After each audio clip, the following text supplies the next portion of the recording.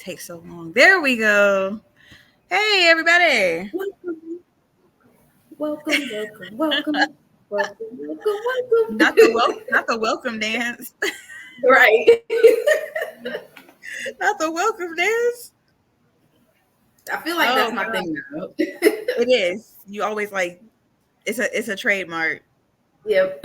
right? I gotta do it But now. It don't feel right if I don't do it. thank you guys so much for joining us this evening. We know we're day late, but That's shush fine. happens. But we're here.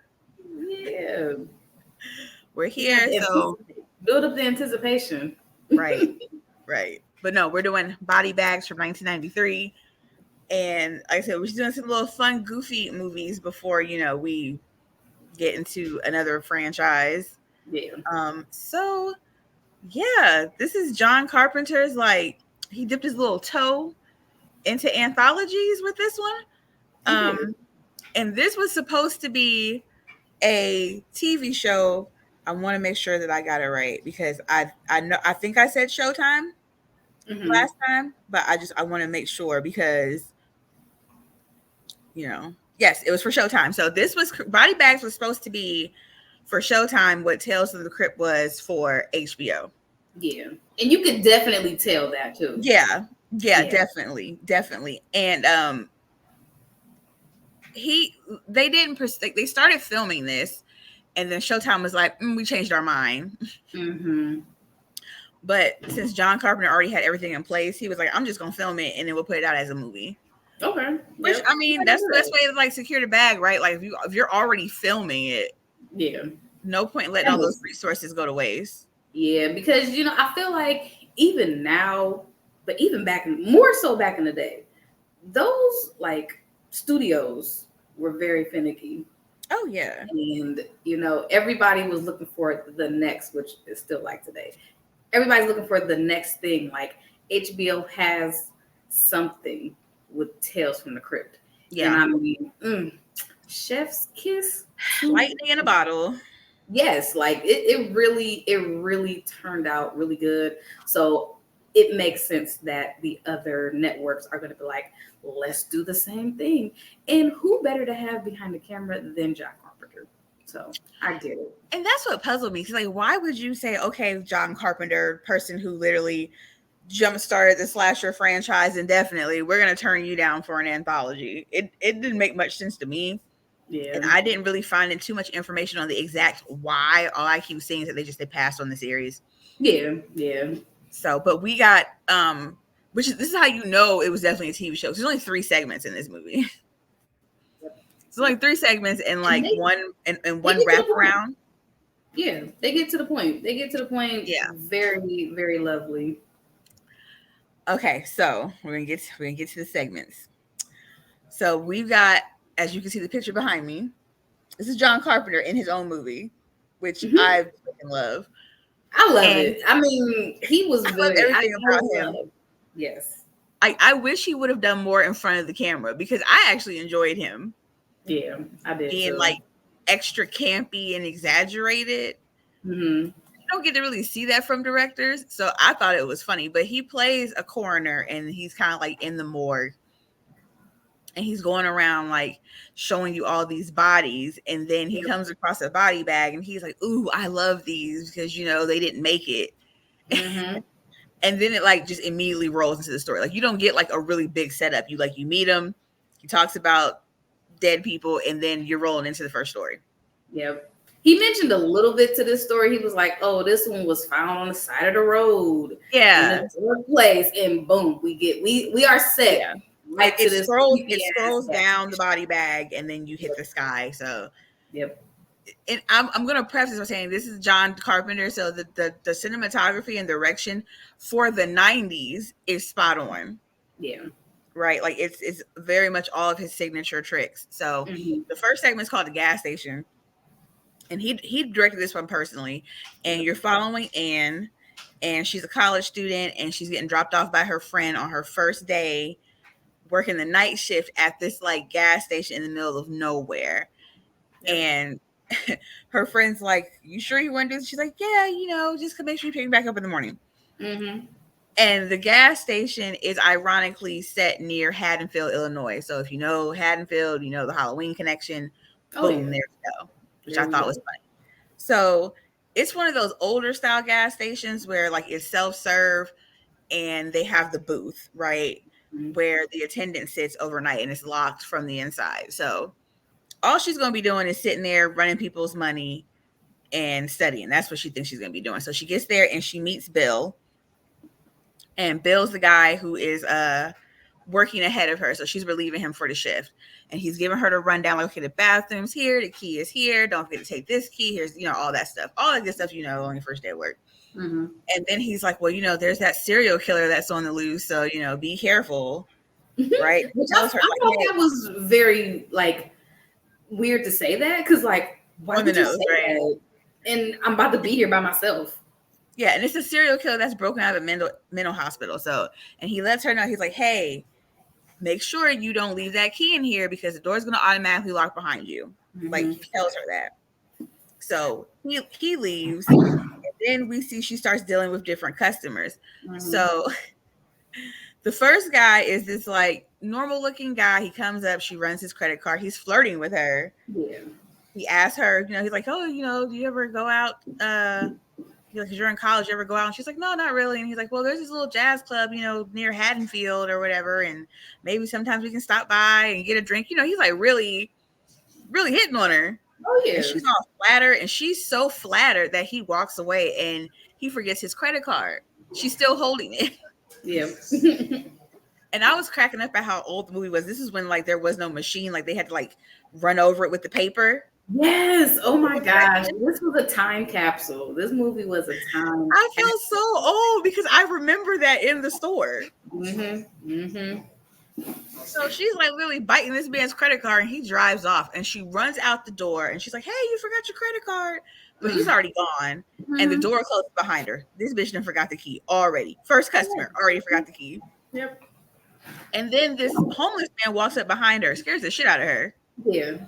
And he asked to use the bathroom, and she's like, okay, wait right here. But she's obviously like creeped out because, you know, ooh, homeless, right?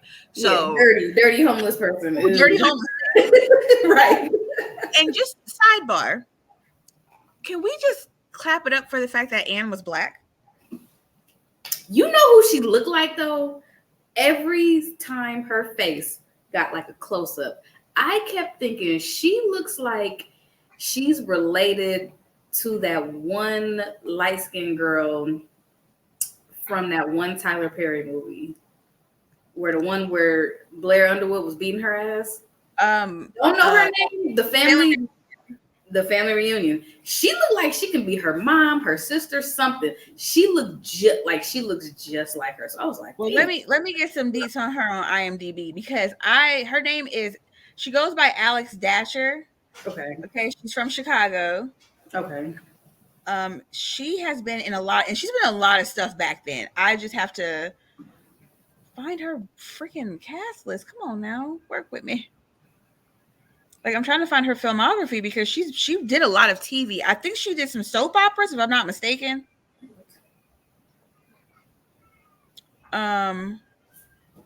Let's see. Oh, that's what it was. She was in Passenger 57 with Wesley Snipes. That's what I know her from. And she was the mom in Up and Away with Robert Townsend.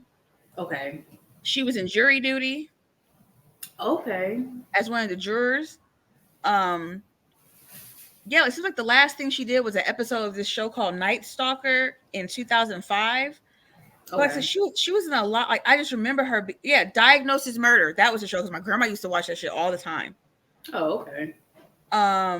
She also did an episode of Martin. She was the lady that beat him in the pool hall. Okay. Like I said, she was in so much stuff. So that's her. But like I said, I just wanted to give it up because, especially in the 90s, having a black female lead any story was kind of like unheard of. It was because they definitely had a pre-notion of black female leads usually don't sell. They don't. Right. And portraying her as not only the victim, but, you know, the heroine character for 93. That was very progressive. So I just want to call attention to that. Okay. we stand you. So if you've ever seen this, just know you have two fans, because I've seen you in a lot of stuff growing up.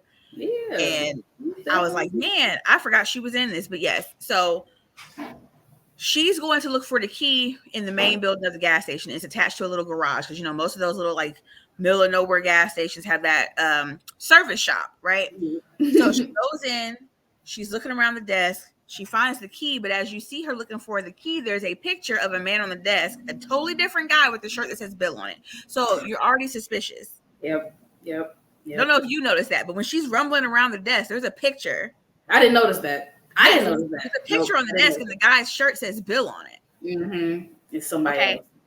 Right. So this is one of those really predictable ones, but it's still fun. So she gets the key. She gets it back inside to her little area. She gets the key to the bathroom. She gets to the homeless man.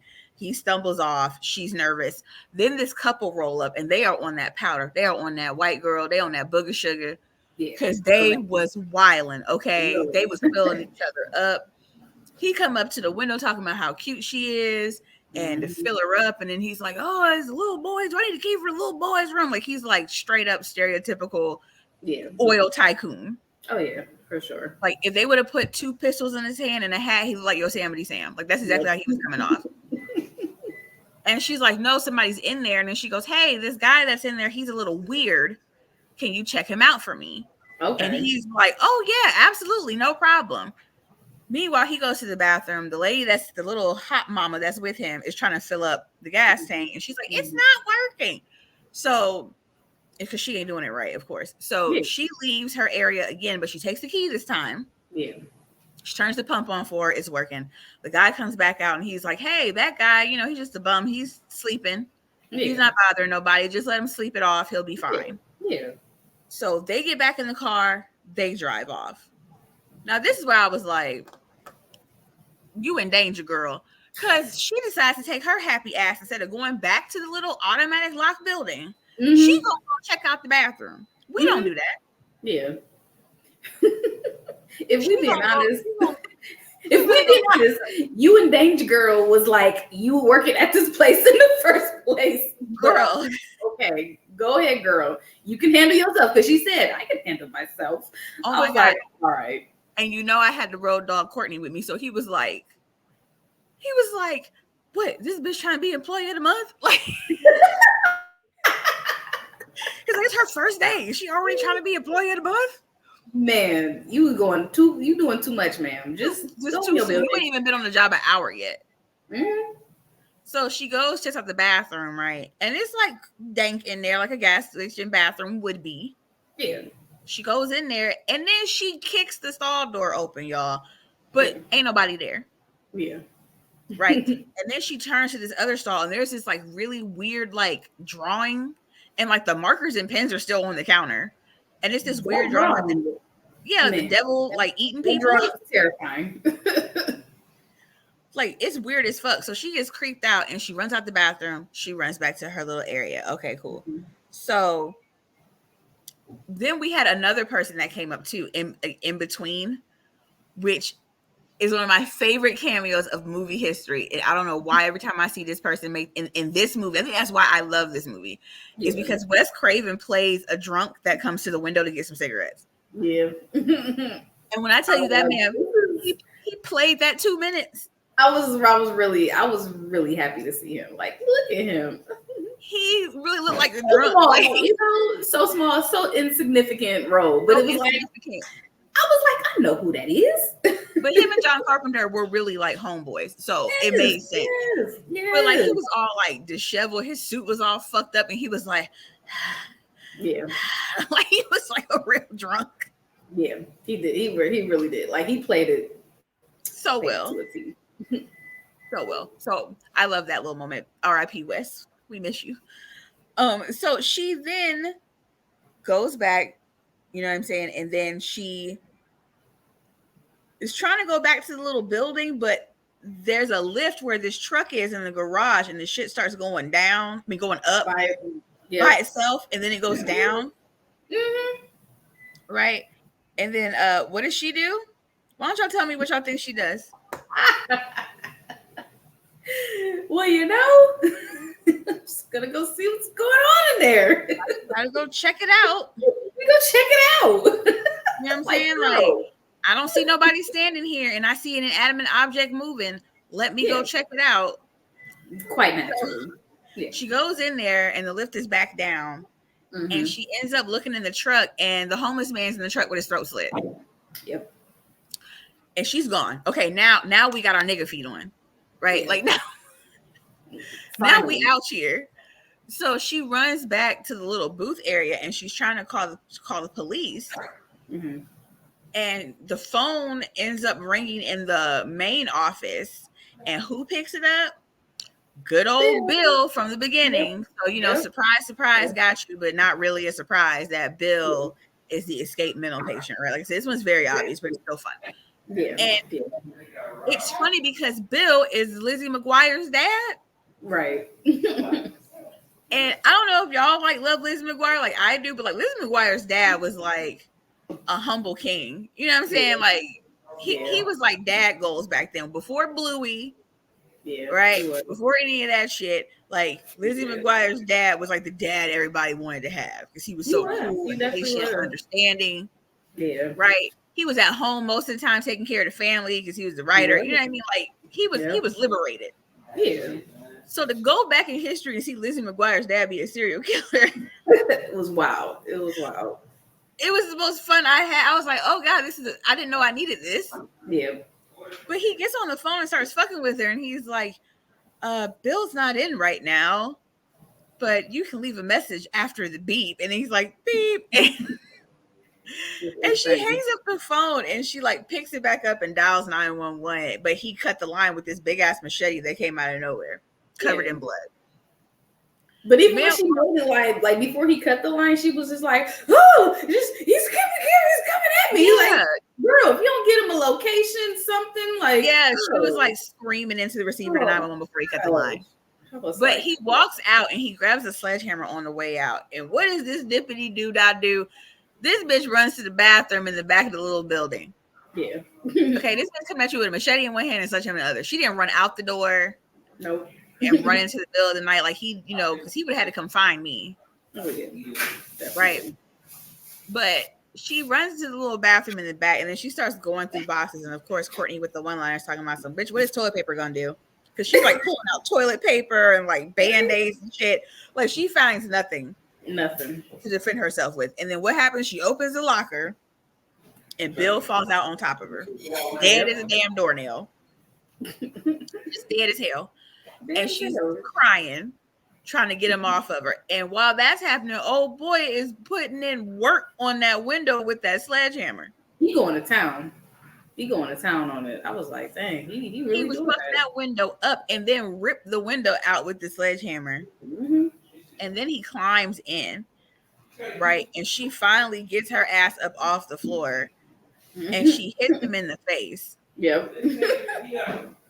Right, and he goes down. This is where she started to piss me off. Like, this is where she started to piss me off. Because I'm like, girl, again, look behind. No, but go ahead. So she hits him in the face, like with, I think it was like a fire extinguisher or some shit like that. Like something heavy. Yeah. Right, it knocks him out, and he's bleeding. Now, the nigga in me would have finished that ass like Mike Tyson in the second round. But no. like he went to town on that window. I would have went to town on his face, on his skull. With that fire. I'd have been whooping that ass. Like what he saying, baby skin to me when I wanna. Right. This is life or death now. Like we're actually in a life or death situation, girl. Like you need to take care of it. No, she hits him once he falls, and she walks out the door, and she's like, "Oh my god." Yeah. Oh my god. Ain't that catching your breath. Yeah. Right. This bitch not. She not hugging a wall. She not looking. She ain't got eyes on him. Nothing. She's got her back turned. What does he do? Of course, gets up. And he grabs her from behind, and then he like falls over and like dramatically like slides down this little pool. Yep. It was great. So he's out again, and then she's like running back, and she doesn't run past the gas station. No, she just runs to the other building where the car is, and she's sitting there again, and he's out of focus, but you can still see him. And she's sitting there again crying. And what does he do? He gets right back up. Now she's stuck like Chuck because now she's in this garage. Yep. Right. And they start to tussle. Yeah. And you think it's over for homegirl. I thought it was over. I was like, right? Yep. She's a But who saves the day? Cutie who left his credit card. Yep. Boom. So he comes and they start tussling. They going at it. She runs. She hits the little lever on the lift and it starts going down. And they knock him down and he gets crushed. Yeah. That's all she wrote. It was like one of the worst blood effects I've ever seen in my entire life. Yeah, it was pretty bad. It was pretty bad. It is like red paint. Yeah, it literally was like watered down red paint. Like it was bad. I was running out of money. Like this had to. Oh my gosh, it was so bad. This had to have been like one of the ones that they filmed later because I feel like the other special effects in the movie weren't this bad. Yeah. Right. But the guy's like, oh, I forgot my credit card. Right on time. Like right on time. He was perfect. Perfect timing, bro. And then boom, we get a little shot of the gas station and we're right back in the morgue. Yep. Okay. Now this is the second one. This is my favorite of the three. I really enjoyed the second one. Oh, I love this one. The suspense for this one was really good. It was really good. I like the suspense, the build up, because this man was hilarious. Let me just say, I personally would have liked to have seen this be an entire movie. Like I would have liked to have seen multiple people experience what he experienced. Yeah. But I've got some fun facts about this segment and we'll get to it. So we go back to John Carpenter and this motherfucker's making a martini with formaldehyde. Yeah. With an eyeball in it. Like when I tell you it's just complete utter goofiness. Like there's nothing like the Crypt Keeper's more like seriously scary. Yeah. He's just a goofball. Yeah. Because he's actually human, well, at least we think. we pretty much think he's human, mostly. He's drinking formaldehyde with an eyeball in it, martini style or whatever. No problem. Like, I feel like to work around dead people in a morgue, you kind of sort of have a little bit of a screw loose. But anyway, this is the part that was funny was him opening the morgue doors and it was like all these like fake titties on these bodies. Yes. Like it was just like fake 90s implants on like all the bodies. Yep. He couldn't get the door open. Yeah, he couldn't get the door open. And then he gets this bag of just like organs. Yeah. Right. And then we get to this next segment called Hair. So now the guy who played in this one, he was really a popular actor too. Yeah. Let me go back to look him up too because I recognized him easily as well. Oh, come on. What is y'all? My Google be tripping. Y'all gonna have to give me a minute. Oh, I can't find him. I'm trying to think what did I see him on? He was on something else. Okay, Stacy Keach. Right? He has been in so many movies as well.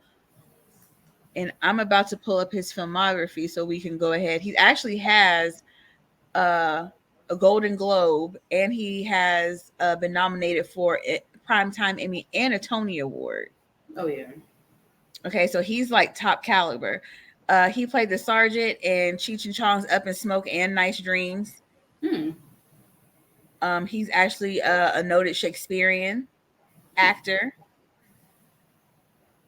Let me see what else. I'm trying to find some more notable stuff that everybody would know about besides Up in Smoke. Was he ever on The Wire? I'm looking into that now, but he was in Escape from LA, which is another one of my favorite John Carpenter movies. So it makes sense. Like John Carpenter really had people in this movie that he had worked with previously. Yeah. He was the old man in American History X, the dad. Okay. Right. That's actually what I remember him from. He was in The Bourne Legacy. Okay. He was in Sin City, A Dame to Kill For. He played Kraut. No, I'm not. I'm looking into The Wire right now. I'm trying to go through his TV credits. He just looks familiar, like he was on one of them seasons of The Wire where they. Yeah, I mean he's been in were corrupt or something. Yeah, he's been in so much stuff. He actually Yeah. did a voice. He actually did some voice acting on Rugrats. Touched by an Angel. He was on a couple of episodes of that. Okay. He did some voice work for 5 years on The Simpsons. Okay, that makes sense. He was in an episode of George Lopez. He played Henry Pope in Prison Break. That's where I know him from. Prison Break. That's what it is. Yeah. Prison Break. Yes. Yeah. I said I know he was like super familiar. He's done some episodes of 2.5 Men. He did 30 Rock, a few episodes of that. So he's basically like the white Clifton Powell. Yep, he's done some Law and Order. When I tell you, these credits are ridiculous. NCIS, the man stays working. Basically, the man stays working. He keeps and the Blacklist. So he's done a lot. Yeah, he keeps a check. I respect it. Okay, Stacy, keep a check, Keach. So he plays Richard, and I'm telling you, Richard is going through it, y'all. Yeah. And I can't even front because Richard is all of us when like we cut our hair trying to do a big chop and we just like want our hair to grow back. Like, because I done had the moments when my hair was like shaved and really short, and I'm just like, I have no hair. Everybody has hair, and I have no hair. But see, the thing is, your hair was gonna grow back. Richard's hair. Richard is balding, y'all. I think that them little hairs ain't coming back. Richard really was like, I'm gonna join the hair club for men because I can't take it no more. And on top of the fact that like Richard's middle aged and his girlfriend, you can definitely tell is like in her 30s. Yeah, she's looking into that, like, oh, right, like she looks like she's in her 30s. Yeah, she's young, and he's like obsessed. Like he's like combing it over. It takes him hours to style his hair because he don't want nobody to see. And his girlfriend was so impatient with this man. Yeah, like they sitting at dinner and he looking into spoons and shit. And Richard got money, y'all. That apartment in the 90s said money. Yeah, right. And she's like, I like it. She's like, you look very distinguished. I think it's sexy. But this man is she even trying to give him the cheeks? But this man's so obsessed. Yeah, he can't even receive it. He can't even receive it. Like he don't even want none. She's really trying to kiss up on him and love up on him, and he just can't even. She really tried too. She's trying to give him some to make him feel better. His confidence. Like I can respect a woman who can try to make her man feel better by giving him some booty. Like right. And she was beautiful. I have to say, and I don't really give like compliments just for no reason, but this particular actress that played his girlfriend, she was very beautiful. Yeah, she was. So I could see how like him not having hair, having a younger woman, he's feeling very insecure because he has visible signs of aging now. Oh yeah. But she ends up leaving because she's like, you just, you're kind of doing too much. I'm really trying to be here for you and with you, but you just not on it. And he starts sulking, he's drinking, and he sees this ad for this hair transplant company by this dude named Dr. Locke. Now, fun fact. The guy that plays Dr. Locke, right? And I'm going to get this absolutely ridiculously right because I don't want to misquote his name. But Dr. Locke was David Warner, okay? David Warner, it's going to come back to you. David Warner was the professor that talked to Sydney in Scream 2 in the theater. Oh, okay. Okay. But also, David Warner was the original Freddy Krueger that was cast. What? Now, if you actually go and Google and look up, or even if you watch the Never Sleep Again documentary, A Nightmare on Elm Street story, the original test makeup that they did for Freddy Krueger was done on David Warner. David Warner ended up having to drop the project due to a contractual obligation with another movie. Then they found Robert Englund. So the fact that Wes Craven and David Warner always had that link because he was originally cast and then he ended up in Scream 2. Yeah. I always find hella interesting when I watch this movie. Yeah. So Dr. Locke is the doctor that's like, and he's selling on that TV. We're gonna make all your hair dreams come true. Yeah, he was selling them a dream. I'm not only the president, I'm a client, like all them 90s catchphrases, right? Because that was like the hair club for men, that was their tagline. I'm not only a client, I'm the president. That's why that line from One More Chance is like one of my favorites. I'm not only the client, I'm the player president, because that was like really a catchphrase. Yeah. For Hair Club for Men. Yeah. So he meets the doctor and the doctor's nurse. Now the nurse is like, she is gnawing the scenery. Yeah. Because everything that they're saying about this hair transplant, she's like rubbing on his chest. Yeah. She's all up in his ear, telling him how sexy he's gonna look. Oh, yeah, and how it's gonna work. I mean, they are pouring it on like syrup on a pancake. And then they have like the old school technology with his face like uploaded on it. And they show the digitized hair. Yeah. And he doesn't like the short hair. He don't like the marine cut. He don't like the bow cut. What did he get? He got this, y'all. He got the whole Fabio that I can't believe it's not butter. That's what he wants. And she's like, because that's what he like. And she's like, oh, that's gonna look so fabulous on you. And before he goes to the doctor as his last resort, his girlfriend's like, look, I'm gonna hook you up with my stylist. He can cut your hair to make it look fuller. Now, this is true. Being in cosmetology school, one of the number one haircuts you learn for men is for balding men, because a lot of balding men don't want to cut their hair off. Yeah. And you have to cut it and shape it in a way that makes it look fuller when they style it so it doesn't look so bad. Okay. So this I can attest to. They weren't pulling shit on this one. So he goes to the salon, and of course, obligatory gay stylist of the 90s with super long hair. And Richard has this toupee that he showed her, and he brings it to the stylist, and the stylist takes the toupee and puts it in the garbage. It was trash. It was trash. No. He was like, no. We're done with this. We are done with this, sir. For real. And he's like, you can give your hair shape and movement. And he cuts his hair, and it does look nice. Now, this is from a professional standpoint. I was like, oh, he actually looked better with this haircut. I thought so too. It didn't look so bad. I thought he looked. I'm like, okay. Like you don't have to get the surgery, bro. Like you good. Right. But he goes outside, and I swear I have felt this type of envy. Everybody he sees on the street has hair, and they don't just have hair; they're walking in slow motion, and the street is blowing. It's blowing in the wind like a Beyonce fan. Girl, he gets so upset that he sees a dog with long hair, and he just gets in the car.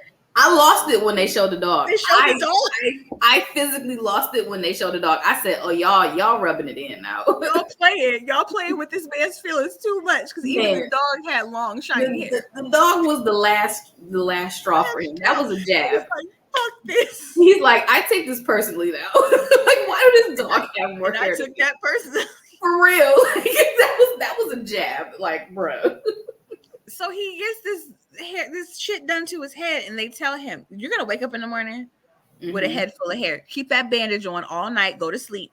Right. You're gonna take it off in the morning, and you're gonna have hair. And he goes to bed, and he starts praying to God. He was so happy. He was so happy. It reminds me of that episode of The Simpsons where they did when Homer grew that hair from that serum. Yep. It was like that. And he was like, God, just let this work. Yep. Just let me have hair when I wake up. If that didn't work, that was gonna be his 13th reason why. Like, for real. And I swear I felt Richard's pain, because I too have been like, I need a wig right now. Like, I remember when I shaved my head that first couple of weeks, and I got up, and it was literally like 4:00 on a Saturday, and I went to the beauty supply store and got my first wig. I was like, I can't.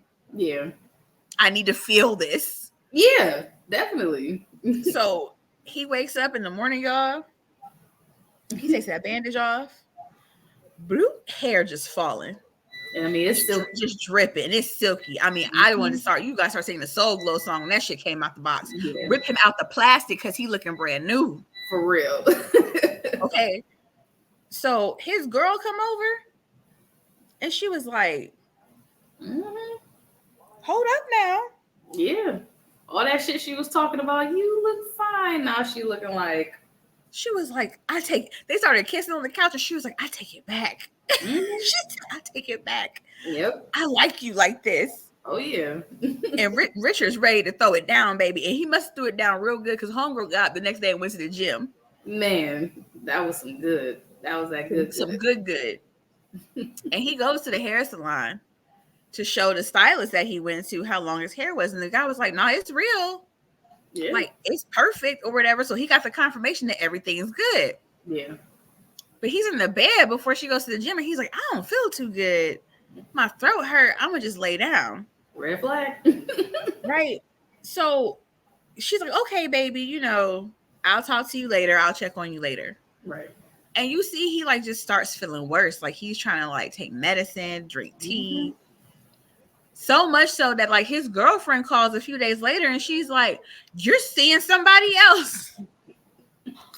That hair had her acting. It had her stressed. She's like, oh, we acting brand new. Now you don't want to see me. So you're out here with these heifers. Right. She was mad. She was heated. And he's like, I am sick. I ain't got time for this. So they fighting. So then he's looking in the back of his throat because he keeps having this tickle in the back of his throat. And this is where it get good. He takes a flashlight and he shines it in the back of his throat and he sees a hair and it starts moving. And it goes back down his throat. So then he tries to like cut one of them off to get a better look and you hear it scream. Yeah. And it falls in the sink and he picks it up and it bites him and it goes down the sink. Yeah. This is where it started getting scary to me. I ain't gonna lie. Right. And then not only that, but now he's starting to grow hair like out of his scalp, his face, his eyebrows, around his nose. Like he's starting to look like Chewbacca. And then he's got all these like lesions and sores. Yeah. So he's had enough at this point.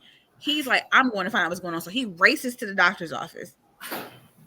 And he goes in and they explain to him like, oh, you humans are so vain. You're the perfect vessels for our species. Right. So these are little aliens that have infested his body. Like the doctor, the nurse, the whole staff, they're all aliens. And they plant these seeds in their hair follicles to help them grow more aliens. And the aliens are eating him from the inside out. And then he finally just like sits down and like his whole face is like just blank. Like they're eating his brain. And the nurse is behind him, picking out the little alien hair babies one by one and humming. She's just like, picking out all the little alien hairs. And he just looks dead. Ooh. And then we get back to the morgue and the coroner's like, yeah, Richard jumped off of a building, but then he got hit by a car and then he got dragged by underneath the train. So that's why his bag is in his organs. His organs are in this bag. Like he kind of was like went off his noodle, so he's like, "Fuck it, I'm gonna kill myself." He jumped off a building, got hit by a car, and then got drugged underneath the train track. So that's all that's left of Richard is what's in that little bag. Yeah, that was my favorite. That was a good. I love that one. That was a good damn story. That could have been a movie for me. Yeah, if they would have just added a few more scenes, that could have. Could you imagine like the hairs getting in the drain and shit and like running rampant? Like, yeah. I like that one. Like, plus, like I said, just seeing like Richard was just cool as fuck. Like he ain't deserve to go out like that. I liked Richard. I honestly thought when I was first watching this movie on the first watch, I'd be trying to like predict the plot before it ends, and I thought it was heading a different way. I thought it was like a hair transplant from like a serial killer or something. Like I thought this was heading a different direction, but I'm so glad they took a turn and they even surprised me. So I was really happy about that because I'm a bitch that like I can predict some shit. You surprise me. You got me. You definitely got me. The first time I watched this movie, that was the one that got me too. Yeah. And I felt the same way. I was like, this is the segment that I feel like could have been what launched the show because it was just that good. I feel like if they would have led with that story, they might have gotten a different reaction and they might have gotten a different attention from the fan. I feel like that story is the closest to a Tales from the Crypt story. Oh yeah, definitely. For sure. Definitely. Just because of the twist. Yep. Because Tales from the Crypt is always known for those really like good morality twists. And this is one of those like don't be vain type of twists. Yep. So I love that. But then, we get back to the corner and he starts talking about the next story and he has his eye in his hand. And we lead into the next one. Now, this is the only one that wasn't directed by John. This was directed by Tobey Hooper, who did Texas Chainsaw Massacre, because him and John are really good friends too. Yeah. So he directed this one. So this one I like because of who's in it. Okay. Not necessarily my favorite one. It's the second strongest. I feel like the opening is the weakest one. Yeah, definitely. And the second one called Eye is the second strongest compared to Hair. But Mark Hamill with the handlebar mustache. Chef's kiss. There's nothing like you can't. The only thing I've ever disliked Mark Hamill in was the new Child's Play. Yeah. And not because he did a bad job, just because it just wasn't. It was terrible. Like the new Child's Play was terrible. Like we can just. But what I'm saying is his performance as Chucky wasn't terrible. It's just the fact that there shouldn't have been anyone else performing Chucky. Yeah. Because if that would have been no offense to him, you know. Yeah, if there was no Brad Dourif, it would have been just fine. Yeah. Right. Yeah. But it's Mark Hamill and Twiggy, international British model Twiggy. Yeah. Right. And he's playing Brent Matthews, and Brent is a minor league baseball player, and he's good. Like he's at the point where he might get picked up by the majors. Yeah. Like he over here knocking him out, right? Yeah. And while he's playing, his wife is preparing a gift for him because she's pregnant. Yeah. But he doesn't know because he's at the game, and she's like preparing this little gift. It's a crib. Yeah. You know, surprise for daddy or something like that. So he finishes the game. He's on a career high. He gets in the car and it's raining really bad. Yep. And he gets into an accident and it gouges out his eye. Oof.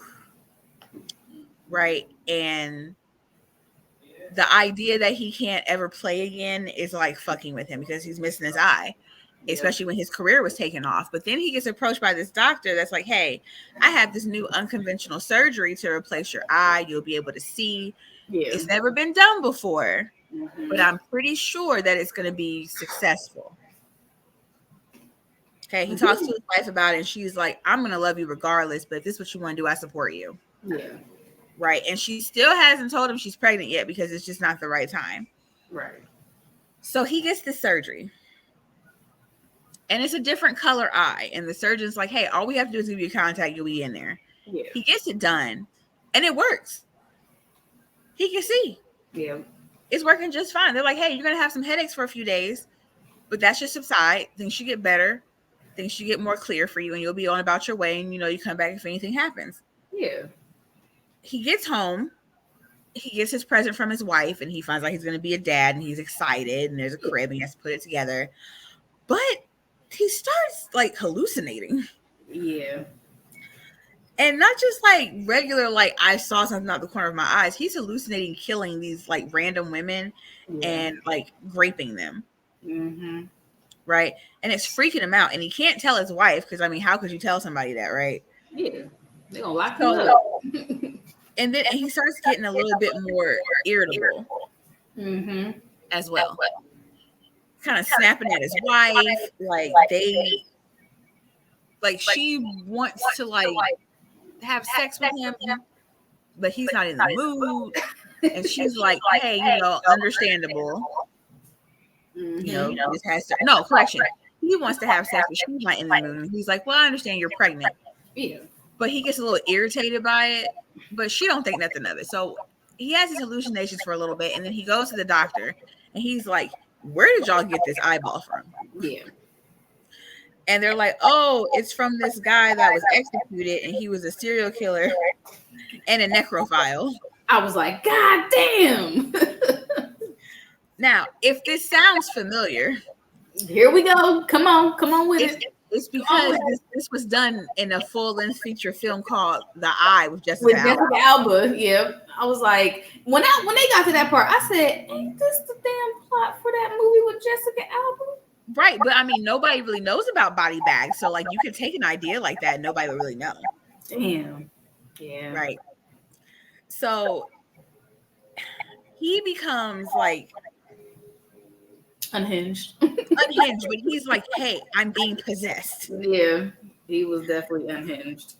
Right? He's like, I'm being possessed, and this guy wants me to finish his work or whatever, and he's trying to fight it off, but he can't. He tells his wife, and she's just like, okay, Right. crazy, but still trying to be supportive, but Mm-hmm. not believing it. But then, like, it does actually happen, and his personality completely changes, and he starts attacking the wife. He starts trying to kill her, Yeah. and she's pregnant. And you're like, this is the part that it got really scary for me, was when he was like choking her and shit, because you realize that she's pregnant, and you realize that this is like her husband, Yeah. but it's not her husband. Right. Right. That damn Like eye. there's no any instances that they had a bad marriage Right. at all. So she understands now that this is not her husband. Mm-hmm. And they have that the trope of him fighting the inner demon situation. Yeah. So Brent comes back enough in his conscience to fight the serial killer off, and enough for Kathy to get away, and he stabs himself in the eye with a pair of scissors. Ooh. That was And also causing him to bleed to death. Yeah. Ugh. Like, he literally sacrifices himself Yeah. for his wife. And it's crazy because the blood splatter hits the Bible, of course, because it's a cheesy movie, and it's like, if your right eye offends thee, cast thee out, on that part of the scripture. Yep. Yep. Mm-hmm. And like, all you can think about is just like, poor Kathy, like, she's lost everything. Yeah. And she was like she literally was there when he did that. So it's like, yeah, she had to see it for herself. Like, how do you explain that? Yeah. Ugh. Right? Like, it's so sad. It's so sad. Yeah. But then we get to the epilogue. We get to the epilogue of the wraparound, and the coroner is like, wrapping up his story, but then he hears some noise, and he's like, oop, gotta get back to work. Mm-hmm. And he crawls into a body bag on the table. Mm-hmm. And then the real coroners come in, and it's Right? Hooper and Tom Arnold. Oh my gosh, this was wild. This was a crazy epilogue for me, because I was like, this nigga was real. Yeah. But then you think about it, like, you think from the very beginning when he was like, oh, I'm gonna have a little dinner at the beginning. I'm like, this nigga about to eat raw meat. What the fuck is wrong with this nigga? Yeah. He's dead. He's dead. Yeah, he's dead. That nigga's dead. So it's Tom Arnold and Tobe Hooper, and they're talking about, just the shit they gotta do for the rest of the night. And they take the thing off of him, and like, his rib cage is all exposed. Yep. Like, they had already been cutting on him already. So he's been walking around this whole time with like his whole chesty out underneath the scrubs. Yeah. And why did he have on scrubs in the first place? Anyway, so like, if he's a dead body, why was he dressed? Right? Because no one else in the morgue had clothes on. We saw titties the whole movie, but like, he has on clothes, but whatever. Anyway, so like, they're talking about cutting his head open, and like, his eyes pop open, like he's scared. Yeah. Start like cutting his fucking skull off, and then we get the credits. Yep, that was it. Oh, I felt like that was a great ending. That was a great freaking ending. Oh, it was so good.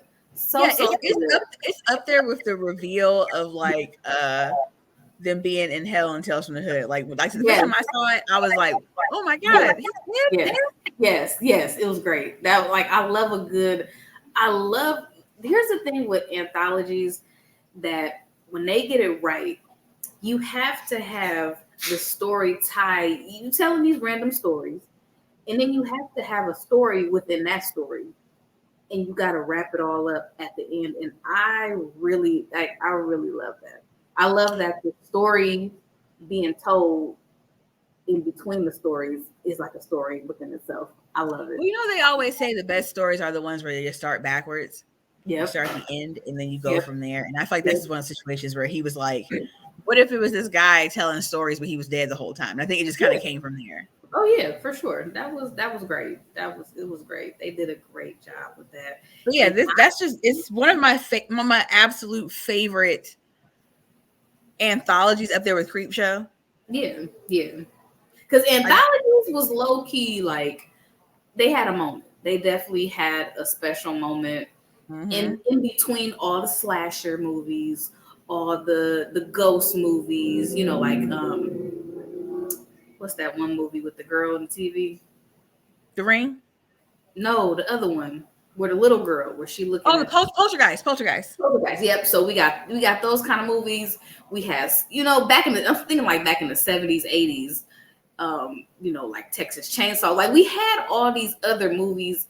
Anthologies fit so good in the horror franchise. Like I really hope they never go out of style. Like I love anthologies. I love them so much. So this was a really good movie, and I'm surprised I never had heard of it and never saw it. So I'm like, this is something new. Yeah, and it actually was like really good. And since I got a touch of ADHD, the films themselves were short enough to where I could like follow them and really get the gist of it very quick. Like I said, the like it's not the strongest anthology or the strongest case of a horror movie, but if it's Halloween, this is a perfect Halloween movie. Yeah, for sure, for sure. Or if you just want to have like a little marathon, this is like perfect one of those like watch something really scary and then watch Body Bags. It'll bring you right back to earth because it's more of a horror comedy in my opinion. Absolutely. Yeah, it was definitely, like you said, it might not have been the strongest anthology, but it had a moment. It came to do its job and it did it well. I think so. Yeah. Like I said, except for that first story did have a very weak plot, I felt like, which it was what it was. But they followed it up very good. They followed it up very good. If I had to give it a rating, I'd give it a rating up there of like, I do a rating of like 1 through 5. So I do like 3.5. I do like 3.5. Yeah, I give like a 3.5 for it. It's very, very solid. Yeah. So I'm just glad that I can always come up with these great movies that you've never seen. Right? Because I'm like, bruh, I feel like I done seen everything, but there's a whole lot I have not seen at all. And I love when I can see something from a very new perspective, fresh pair of eyes, like I don't know nothing about this versus who's the director and all that. So I love that all the behind the scenes stuff, all the little things, the little trivia things. So next week's movie, this is the last movie we're gonna do as like just a fun palate cleanser because I find it like the most fun little goofy movies that I've watched over the years. Mm-hmm. And it's on Tubi. If I can find it on Tubi. Yeah, there you go. I'm down. So we're gonna be watching Motel Hell. Oh, okay. Okay, from 1980. 1980. Okay. So Motel Hell is like one of those niche, just campy horror comedies. Okay. And just the stuff that goes on in the movie is just like what the fuck, but in a good way. Yeah. Okay. Right. It's good when the tagline is it takes all kind of critters to make Farmer Vincent's fritters. That's some good 80s shit right there. It takes all types of critters to make Farmer Vincent's fritters. I love it. Love it. That alone should just get you in the door. Oh yeah, I love it. To watch this movie. Like there's so many quotables in this movie. It's going to be one of those movies. Okay, so Motel Hell. Motel Hell.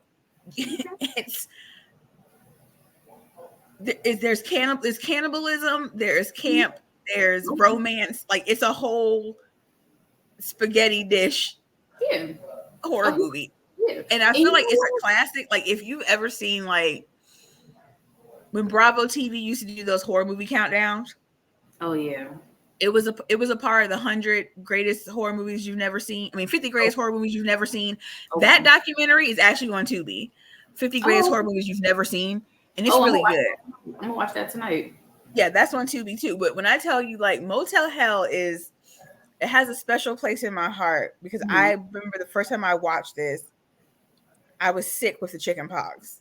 And it made me laugh so much that for a brief moment, I didn't feel itchy. And I remember it big as shit. Yeah. I was too busy laughing to be scratching myself. And my dad let me watch it because it's the 90s. And he was like, he rented it, or he was like, oh, I used to love this movie. There you go. And yeah, and I got to watch it on VHS, and I was just like, I'm here for this. Okay. At like 8, 9, I was here for it. Yeah.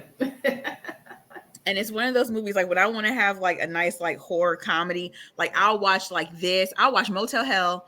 I'll watch Body Bags. I'll watch Idle Hands. Okay, Idle Hands are good. Yeah. Yeah, like it goes in with that because it's just insanity. Yeah. And the special effects are not very good, but Farmer Vincent is so captivating that you're gonna like the movie because he's just that fucking. He has the riz. He has all the charisma.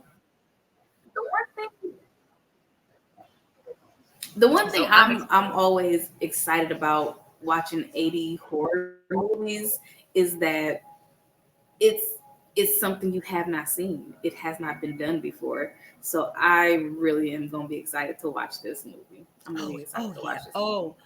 Oh my god! Like when you get to the lawn like the little like little cabbage patch scene. Oh, okay.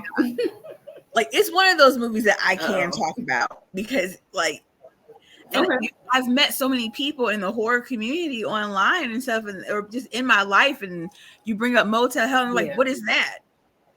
Yeah, yeah. Like, everybody swear they is a horror fanatic and they is a horror junkie, and Motel Hell is something you will pull out your back pocket. Like, have you seen this? And they'll be like, every time. They look at you with the confused face, like, what? Yep. So yeah. So like, yeah. Do you like cannibalism? Do you like funny old men? Do you like psychotic sisters? Do you like damsels in distress? Oh yeah. Do you like unsuspecting victims at a hotel setting? Oh yeah, of course. This is for you. That's always chef kiss. That's always the chef's kiss. Unsuspecting victims. Oh, and do you like 80s plot points that make absolutely no sense? Well, yes, girl. Yes. Do you like heroines that make absolutely horrible decisions the whole movie? Absolutely. That gives me something to talk about. That's what I'm saying. I think you're gonna love it personally, and then we can go right into Child's Play. Okay, cool. Because we have so many of those movies to cover. We're gonna need like two and a half months. I was just thinking about just on the franchise tip of movies we can talk about, and then I thought about we can do like comparing, just like we did with Candyman and New Candyman. We can do. There's so many remakes that we could cover. I was like, we're gonna be busy for the rest of the year. I promise you, Child's Play is going to carry us from July 24th until September. Pretty much. The end of September. Like we haven't even touched on. It's going to carry us from the end of July to the end of September. That's a solid franchise, and we still have not even covered Nightmare on Elm Street. Like that is going to be our life. No, right there, I feel like Child's Play is like a good place to start because it's so universally loved. There's not a lot of hate for Child's Play under any circumstance. So you got 1, 2, 3, Bride, Seed, Curse, Cult, remake. That's 8. We got 8 weeks, y'all. Yep. And I mean, here's the thing. I know I've said so many times that like Freddy is like the GOAT to me, but Chucky has a special place in my heart as well. Because how can you hate on Chucky? Because he keeps it real no matter what. You want to know what it is? See, Freddy is the GOAT because he's actually scary if we're talking about horror movies. But if we're talking about like motherfuckers I would roll a blunt with, I'm going with Chucky. Absolutely. Like, yeah. I've always said Freddy is scary just because you have to go to sleep. Yeah, but I'm hanging with Chucky. Like if I had to go to like the hood or like a party or like an unfamiliar part of town, that's the hit that I'm bringing with me. I know he's gonna have the papers and he gonna have the strap. That's that's the homie. Like I feel like everybody knows Chucky. He's a natural born killer. Like he's a creative killer. Like he finds innovative ways to kill people. So I just love him. So I'm really excited. I feel like everybody's dated a guy like Chucky. Absolutely. Chucky is the guy that you should not be with, but you absolutely love him. And like he's toxic. What makes it sad is that I'm Tiffany through and through. If I have ever identified with a bitch more, it's Tiffany motherfucking Valentine. Right. Oh yeah. Her whole fucking married name. I identify with that woman so much on so many levels. And I feel like if murder was legal, yeah, and I had the titties of Tiffany, of Jennifer Tilly, that's how I would dress. That's how I dress in my everyday life. Let's keep it a buck. You've known me for so long now. If I'm not wearing a t-shirt, I'm out here looking like a goth hooker. And I just feel like Tiffany is just, I just resonate. Out of all the horror movie like villainesses. Oh yeah, I like her. Especially her motivations were so valid. I feel like she revived the whole Child's Play Chucky. Hell yeah. She brought something. I'm telling you, Bride of Chucky was a big deal to me when it first came out. Because we were kids. It was a big deal because you mean to tell me there's another psychotic person just like Chucky? Like that was a spin that I was not expecting, but I'm so glad they did it. I mean, keeping it like a buck, right? Like before I ended up with moles, I used to draw one on because of Tiffany. I wanted to be blonde because I wanted to look like Jennifer Tilly in Bride of Chucky. Yeah. She's an aesthetic. Yeah. She is a vibe. Yeah. She reads Voodoo for Dummies. Bitch, I'm there. Yep. Check. Check. She seduces men. Check. She is a petty fucking queen. I fucking know that movie so well. I'm telling you, when we get to Bride of Chucky, the petty that's gonna be listen, for real, when we get to that long episode, get a snack, get a drink. Like you're gonna have to really get comfortable. It's gonna be it's gonna be when you can't just listen to it in one sitting. You're gonna have to break it down over a few days because we gonna go in. I'm literally gonna have to go get a coffee because it's gonna be a long episode, because breaking down the dynamic of Tiffany individually, Chucky individually, them together, and then you had Jade and her boyfriend, the gay guy. Like it's so many good characters and stuff in that movie. I'm here for it. So I want to get through Motel Hell, and then we'll start Child's Play, because those first 3 movies are so serious. Yeah, they are. And we gotta do them right. We gotta do them right. I can't wait. I'm gonna actually have note cards because I got key moments that I love. Like, I'm so excited. I'm so excited. And the funny thing is, I truly love all of these movies. Everybody hates Seed, and I love that fucking movie. I love it too. It's so bad that it's good. It's one of those movies. I love it. So bad that it's good. Like, and then they had the nerve to come out with another one after that was right back scary. Like it was right back like they never left. Like I know the Chucky franchise didn't do no wrong. I haven't watched the TV show just because I don't want to pay for it. I'm just gonna be honest with you. The TV is not bad. The second season was a little weaker. Like the plot was a little weaker for the second season. It was starting to kind of going off the rails, but I'm still here for it somehow. I'm still here for it. So, but I want to watch it. It's just like having to pay for another fucking streaming situation. But I want to watch it because I love Nika and as a new character, and I love Glenn and Glenda, and being able to see them in like human form is something that we've been looking forward to since the end of Seed. Yep, pretty much. And they tie it all in. Yep. What app is it on? Is it on Peacock? I think it's on Peacock, but you gotta pay for it. You gotta pay for Housewives now on Peacock. Ain't that about bitch? Yeah, I know. I'll give you the password because I still got Peacock. We just got it. I think that you just gotta pay like a little bit more for Chucky, but I'll look into it. Okay. But I'm excited to give you a deal too. They might give you a deal too. I was about to cancel my Peacock, and it was like, oh my gosh, we don't want to see you go, so we'll give you 2 months for $1.99. So I mean, hey, I was like, I'll take it for $1.99, but I'm still gonna cancel after 2 months because I just am excited to get into a franchise that I really do love. Like Halloween is like hit or miss for me, right? Mm-hmm. And even then, we only did the last trilogy. We didn't even get into the originals. You know what I mean? And like Scream is like a labor of love for me. Like I love Scream. Yeah. Child's Play is just one of those movies that feels like comfort. Yeah. Definitely. We You grew get up so on it.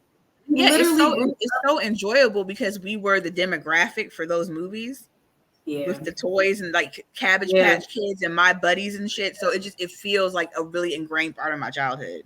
Absolutely. Like I love Absolutely. y'all gotta understand. I love Child's Play so much that I dressed up my son, my second oldest son.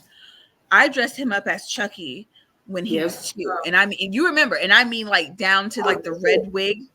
They was a hit that year, man. They really was. People were stopping to take pictures of them, and I was Tiffany.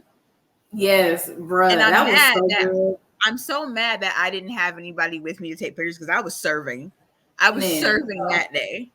Yes. Oh my But gosh. I had little Chucky, 2-year-old Marcus on my hip, and I took one of my good syntheticas, okay, and I He cut had it up. the whole face. I mean, Yep, I did the makeup on the face. I cut it up. Whew. I sprayed it red, and then I got a striped shirt and overalls from the thrift store, and Yep. I actually like burned them with a Yep. lighter and like painted all the little hammers and screws. I did the whole shebang. Do he remember that? No, he does not I figured. at all. He does not remember at all. Now Xavier remembers. Xavier remembers being Jason because I burned his clothes too. Yeah. And it's always, I love that story with them because I just remember putting them in the back of the car. I took them, this is when I lived in Columbus. I took them trick or treating, and Xavier had to take his mask off because Marcus was just screaming. Yeah. He was terrified in the backseat of that car. I was terrified looking at the picture. Like, she nailed this. Ooh. I've been doing this for a long time, y'all. And then like we went trick or treating, and like people were literally stopping to take pictures with my kids. And they were like, "You did these costumes yourself?" And I'm like, "Yeah, like I'm broke, bitch. Like I don't have no money. I'm a single parent. Like, right. I wasn't paying full price. Them costumes is outrageous. I went right to the thrift store, right to Goodwill, got some stuff in their size, threw some paint on it, burned it up. I literally turned on. I had an electric stove, and I turned it on, and I just like I could have caused a fire. Like, don't be me. don't be 20, 23, 24-year-old Shanice, because like she didn't care. She was all for the look. All for it, at whatever cost. Y'all, I was literally burning like coal eyeliners. I was the girl with like the 6-inch acrylics, even though I worked in housekeeping. Like I just would do anything for the look. Yep. So don't be me. Don't put your shit on an electric stove so you don't catch your house on fire. I didn't, but it's possible. Mm-hmm. But no, I fully intend on doing it to Sean too. Like, you know, Halloween is like Christmas in my house. Oh yeah. Oh yeah. Like we don't get excited for Christmas. We get excited for Halloween. So that's it. Like Sean, like he got away last year. He got away with it last year. He was a cute little bat, you know, whatever. Yeah. No, this year we're going for it. Oh yeah. We gotta put you to work, bro. You up there now, and you walking now too, so you about to be the cutest little something. I keep going back and forth between all of us doing like Ghostbusters and him being Slimer. Okay. Or because like now I have an ensemble. It's like the Avengers in my fucking house. It's 5 of us. We can do anything. Oh yeah. Oh yeah. Right. Like we could do Ninja Turtles and I can be fucking April O'Neil or Shredder. Like it's a whole thing. Ooh, but there I you keep go. going back and forth between all of us doing Ghostbusters because I gotta get these 2 Halloweens out of Xavier before he turns 18. So we're gonna do Ghostbusters and he be Slimer or the Stay Puft Marshmallow. Okay. Or we were talking about doing a Nightmare on Elm Street and I was gonna have Courtney be Kincaid and have him be Freddie and I go as Nancy. Okay. Or if nobody's on board, it'll be me and the baby, and I was gonna be Lydia and in the red wedding dress and have him be Beetlejuice. Oh, okay, okay. And then, you know, my dream is for everybody to do the Addams Family, but I don't want to make anybody Wednesday because I don't feel like that's fair. So yeah, but I feel like I would have to make Xavier Lurch, and then there's no Wednesday, so then it doesn't make any sense. Yeah, that's true. That's true. Yeah. But because I keep looking at Sean and he just looks like little baby Pubert, and I just so badly want to put a mustache on him and slick that hair back. I mean, that would work. Because he does. He looks like a black pubert. Yeah, that mustache is what's gonna give it. It's a given. Because if nobody's on board, I could do that, or I could even have him be Pubert and I just be Debbie with the electric hair. Yeah. Either way, I got plans. Like I said, he about to fall in line whether he like it or not. He better keep the shit on, because he was giving me bloody heart attack last year. Kept trying to take that hat off, and you gonna keep. I paid $35 for this costume. You gonna keep this fucking bat hat on, right? Whether you like it or not. But no, I'm excited for next week. Like I said, Motel Hell, and like I said, then we'll dive back into some Chucky. Okay, I like doing franchises and then getting our breaks from it. Oh, I really love that kind of schedule. So we will see you guys next Monday at 8:30. And if not, we will keep you updated. Don't forget to follow the Facebook page if you like what you're seeing, and then follow us on YouTube too. If you haven't finished the lives that we're streaming, we understand people are busy. You don't want to be on the phone all day. Cool. Run to YouTube. We upload immediately after every broadcast. Within an hour, it's up and running, so you can get your fix of us then. But we really appreciate y'all. Yep. And thank you for our new follower. Yes, we definitely appreciate you. We definitely appreciate you. I mean, this is work, but it's a hobby that we love. Like, is it though? Because it doesn't. You know what? I was telling my brother yesterday, because he was asking if we were still doing it, and I was like, it doesn't feel like work. It just really feels like I'm hanging out with my friend. Yeah. It only feel like work when it's like other stuff going on, and that gets in the way. Then it's like, oh, let me try to get in here. But when we get in here and do it, it's great. It's always a good time. I promise I'm probably gonna start drinking doing these, because I feel like this is like a grab your wine type of environment. Get your Hennessy. Something. Get whatever you need. I'm having the worst headache. My light's been going off like all day. Like it's giving like she is about to get tossed out. Did you get a green screen yet? Not yet. I'm working on it, girl. I found one at Walmart. Yeah. I didn't see none at Five Below, so I was like, oh, they got some at Walmart. So I screenshotted which aisle it's in. So I'm gonna go try to find it, and it's actually like a setup for a green screen. So I was like, cool. I promise you, the way these summer stomachs are set up around here, I haven't had any extra to do much anything. Right. Okay, because they are killing me with the grocery store right now. Right. Oh yeah. You know it's bad when the cashiers recognize you. Yeah. Oof. Man, I told my family it's about to be a lot of oodles and noodles y'all about to be eating. But that's the thing. They do. They run through that. Hot dogs, sandwiches, chips, cereal, like all that shit. Like, remember House Party when he was like, I had the 2 liter, and they tore it. Yeah, it doesn't matter. It does not matter. They're gonna eat it. Just run through it. And you got boys too, so oof, I feel for you. Yeah. I feel for you. Oof. Thank God I'm like eating healthy. Right. I'm not even eating as much as they are, so it's doing a little better now with my little baby portions of food. Now that I'm like dropping some pounds. But yeah, like I said, I'm trying to like piece out more equipment, like at least once a month. Okay. To upgrade. Like I'm trying to I need to figure out how to I actually have a camera. Okay. Had it for years, but I have no monitor. So I'm trying to figure out a way like if I can just like hook it up to the computer, or like I'm not the most technologically savvy person. Yeah.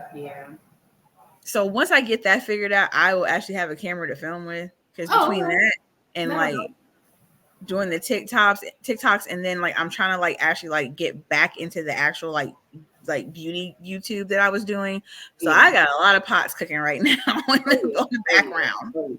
Yep. And then you're doing your Puppet Master thing on your page, which I'm loving. I'm loving so much. I want you to understand, every time I see a new, like I open my TikTok, I'll be about like I edit right on InShot, and I load it on TikTok, and I do my voiceovers and all my captions and shit there. But I'll open my TikTok, and before I can upload, your video will pop up, girl. I'll be like 3 videos deep, and like shit, I still gotta upload this damn TikTok. Right? I'd be so invested, because I'd be like, ooh, I was like, ooh, she put up part 6. This Puppet Master series. It got me. It's fun. It's fun again. You know, it don't feel like work, and I'm actually okay with like, okay, I'm consistently getting my little 200 views. I get like 20 likes. I'm okay with that. I was a little. I'm on the same thing. I'm getting like I think I capped out on my personal video, my workout videos. Yeah. At like 260. Yeah, you know, I'm like, I was a little jaded about that at first, where I'm like, damn, I'm putting all this hard work and nobody looking at it. But I'm like, whatever. I'm a just appreciate my tribe I got right now. So I'm happy about it. Yeah, it's studying the algorithm is definitely a full-time job. It's definitely a thing. That's why I said I'm not about to let the algorithm scare me off and no, you gotta. I'm just keep posting. Yep, it's fun again. So I'm like, ooh, I could probably do my own little franchises. So yes, when I tell you, when you were talking about Retro Puppet Master, and you was like, man. You was talking about Too Late, and you was like, every time somebody died, it was like, give me your soul. I almost spit my water out because I was like, I can't stand her. That's all it was. But she's so right. She's so right. I was so mad at that. I said, so they're not about to kill nobody? No blood, no guts. It's like, ugh. I specifically remember telling you a few weeks ago on this live, I said, wait till you get to Retro Puppet Master. Man, and I'm there, and it's still not getting no better. It's not no better. Oh my gosh. But am I going to be there to watch Leech Woman? Yeah, damn right, because she deserves it. I am. She should have got a damn spinoff before Blade. Okay, because she carried that franchise on her back the first couple movies. She did. And she didn't even the best kill. Nothing. Like, she definitely had. She was the scariest one. Yeah, she scared the hell out of me. So I'm excited for it. I'm just ready. Like, when is y'all gonna drop it? Drop the movie. Drop it on Tubi. I need to see it. And they're filming in Cleveland. I'm so mad about that. Like, where were we when they said that? Because we would have been there. They haven't been saying it. That's the thing. I feel like they're trying to keep the cost low. They're not trying to hire nobody and pay nobody. They trying to make these movies for like $50,000 and then make as much money as they can off of it. I'm $50,000. I'm convinced that they are putting the least amount of money into it and making money. So I'm like, oh my god, you over here making me cry. Like, please don't have my eyelashes popping off. I work so hard on these because you got my eyes watering. All right, well, we got to get off because we just rambling now at this point. That's what good podcasting is made of. It's just random conversation. We go off the rails a little bit. We come bring it back. All right. Right back. But no, we'll see you guys next week. We appreciate you. We love you. And we will be here. All right. Deuces.